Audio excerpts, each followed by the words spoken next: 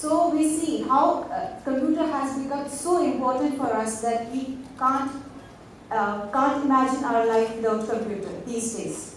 So we can say that computer has taken our life, or they have evolved our society from. How does it operate? It's not operating. Yeah. We can say that our society has evolved from agricultural age to information age only because of this technological invention of computers. It's not working. It's not working. I stand here. Okay. So it is.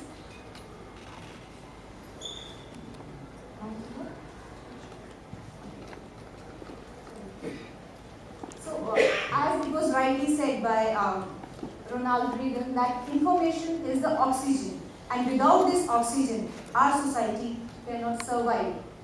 So, this information age, the computer has become the tool for this information age, and it has changed the methods of data storage, retrieval, processing, transmission, and we can say that this information age is a computer age or digital age.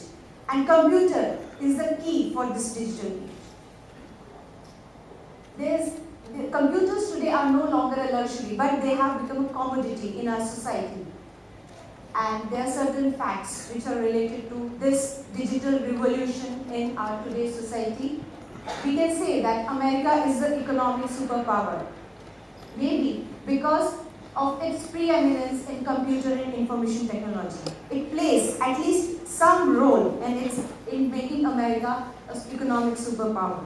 And we can say the wealth of other nations like Japan, Taiwan, and Western Europe, it is also due to their the contribution of computer and information technology.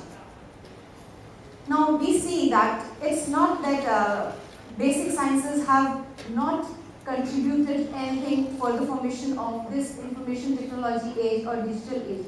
They have many basic facts, like physics has contributed a lot to information age.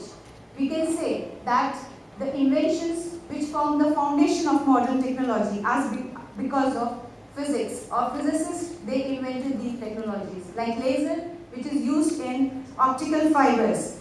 This laser technology was invented by physicists. When we talk of transistors are the building block of modern electronic devices. And who invented transistors? It were physicists like John Bardeen, Walter Brattain, and William Shockley. They were given